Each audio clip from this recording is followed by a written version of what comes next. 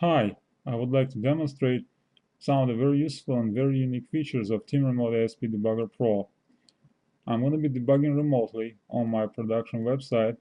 Well, I created actually a separate application within the website which I can debug, and the others are completely unaffected by the fact that I have installed the debugger there. They don't even know that the debugger is installed. So this way I can really control what the effects of debugging on a production server. Uh, Although usually I do recommend people debugging on their development servers because many times their production server is already under load, and it's actually a good idea to debug on the development server first. But in my case, um, I'm debugging on a production server, and I know that the rest of it is unaffected. So uh, first of all, you open the file. Well, I already opened it, but you open a file through a map drive, because the debugger will have to save the file to this directly on the server, well, through a map drive, and then make a URL point to your start page. It's not necessarily the file you opened, but it's a start page. For example, here it's default ASP, and I have opened an include file. There are 3 include files. So I added these parameters just for demonstration purposes. They are not needed, and these 2 lines are also not needed. They just to demonstrate later on how they are inspected in a local variable panel. So once it's open, URL is set. You just press run. Okay, here it is. The browser opens. It says connecting, and it waits there. And the debugger stopped on the first possible, on the first breakpoint. Now, I'm going to show you a few things right away. I'm going to show you the request query string. Now, these are the parameters I entered. As you can see, you can inspect this way only with our debugger. Every name and value pair, which is a dictionary object, collection, record set fields and names, everything are shown in this way, where the field name goes as a name of a variable and the value as a value. Otherwise, you'll have to do it manually, type in things like query string dot p1 or whatever, I don't know, dot name. So these are the query strings, and you can inspect form values that this particular request received. Right now there is no form field, so it's 0. And this is the session variable. You go to content, and here we are. This way you can inspect your session variables right away. Again, in a name value pair, because as you know, if for example you have a 20 session variables and you don't know their names, with other debuggers, or if you are lucky to make them work, with any other debugger, you'll have to type in manually session content or whatever that name.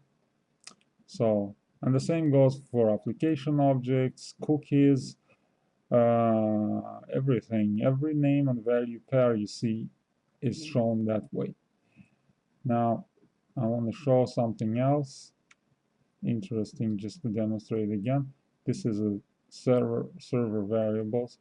Again, you can check out all server variables are listed like that with their values. And this is a current variable window. I added it to the debugger because many times the text just doesn't fit in one line, and you have to know it, especially when you're debugging, XML and HTML or something. It's always a good, useful addition. Now, let's debug a little bit. Now we can mouse over. I'm going to close this so the debugger won't spend time on recalculating it on every step. So here are all local variables. This is a connection object. By the way, this is also very interesting. These are the properties of the connection object. I'm sure most of you have never seen it this way. So I kind of find it very, very educational. So this was our connection string, apparently. Okay, so I have another breakpoint that I set in an include file. It's an open record set. By the way, you can check the call stack, and we can see that this is where we were. Okay, this is how it went here. And so I'm stepping in, and check out the record set. You're going to be using it very often. These are the record set fields. You just expand them, and you see the name and value pair like that with every field name here. The value is here. So I find this particular feature very useful, and I'm personally using it a lot. Now we can step some more. Well, as you can see, while stepping, it has to recalculate the fields. It takes a little bit more time, but it's worth it. Now, for example, this is a steps panel.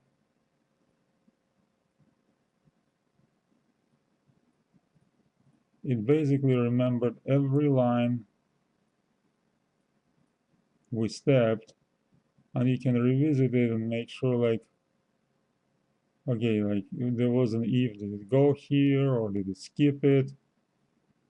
Apparently it skipped it. So when you are debugging a lot, you really need this feature, because you skip over lines of codes that you would like to make. You no longer remember, like, how did the program execute it, and you press in this line and it jumps to this icon jumps to the execution point. So this is very interesting. Now it comes with an IntelliSense, so I don't want to edit while I'm debugging, so I'm going to let it go like this. Now the site opens, so here is the site. This is an open source site I took from internet. It's useful for demonstration purposes. Now, for example, if I go here somewhere and I say request, you see the IntelliSense panel populates, and I can do up and down in a keyboard, and I can select anything I want. So I find this implementation of IntelliSense more practical than a standard one where it pops down under the point, under the period, because you see I'm no longer I'm actually editing the code, yet the IntelliSense panel is still there. So I can, go back and take a look. Maybe I should have selected something else. And I can actually type in the DLDB record set or any other ActiveX control, and I could just inspect and just learn what other properties are there. So it serves this double function like this. I find it very useful. And by the way, it's not hard-coded, so it actually instantiates this object in memory and reads its values. So it's going to work with every ActiveX or COM object that you have. it's not hard-coded at all. So, well, you can double click and you can paste it. Well, I don't necessarily need that now. But this is how IntelliSense works. And this concludes my presentation of the ASP debugger. And I'm using the ASP debugger all the time. A lot of people that are using it, a lot of people are using it for years and years. I have customers since 2000, and they're still using it, and they still enjoy it, and they find it very useful and very productive addition to their software tools. Thank you very much. This was Daniel from Spline Technologies.